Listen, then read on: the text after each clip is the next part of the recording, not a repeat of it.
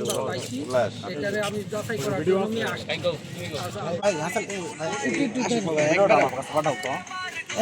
Video আছে না আগুন দেওয়ার কোনো ভিডিও আছে? হ্যাঁ ওদের কাছে আছে।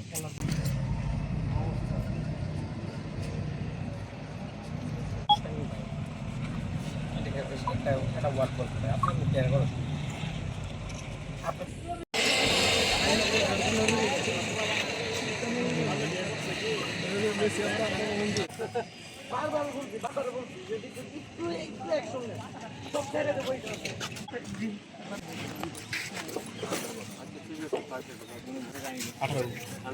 একটা ওয়ার্ডের সদস্য ধরে এগুলো কি ওয়ার্ডের সভাপতির কাজ গিলা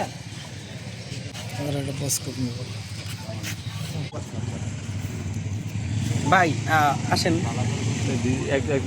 আসেন একসাথে দাঁড়াই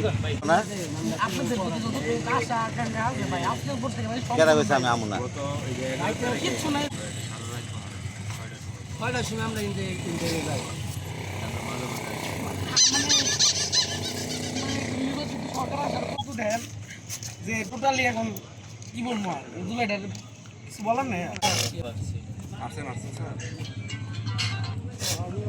হ্যালো ভাইয়া, এই জায়গায় কি করছে ভাই?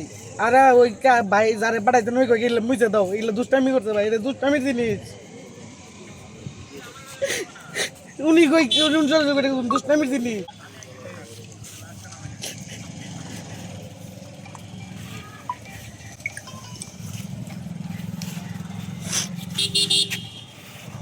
বিন্দু মাত্র ওর কোনো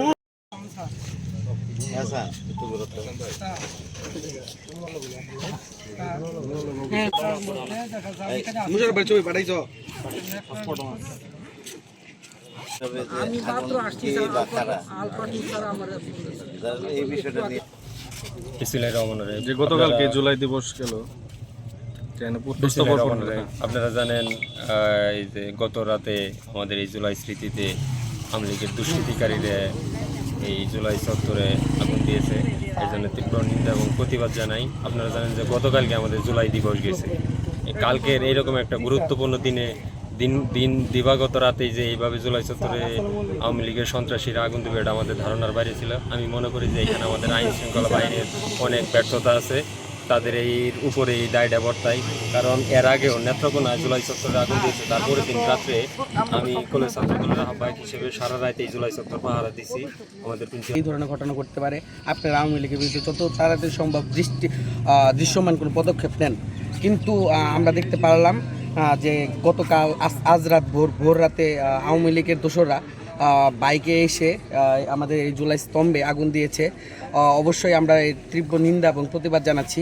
সেই সাথে আরও জানাচ্ছি যে আজকে জামালপুর আমাদের স্মৃতি স্তম্ভে বাদ সন্ধ্যা আমরা একটা মোমবাতি প্রজ্বলন করব প্রতিবাদ স্বরূপ। এবং আপনারা সবাই অবগত আছেন যে আমাদের জামালপুর সকল আওয়ামী লীগ এখন সম্পূর্ণভাবে ফ্ল্যাশ আউট হয়ে গেছে, যাদের বিরুদ্ধে দৃশ্যমান কোনো ধরনের পদক্ষেপ নিচ্ছে না।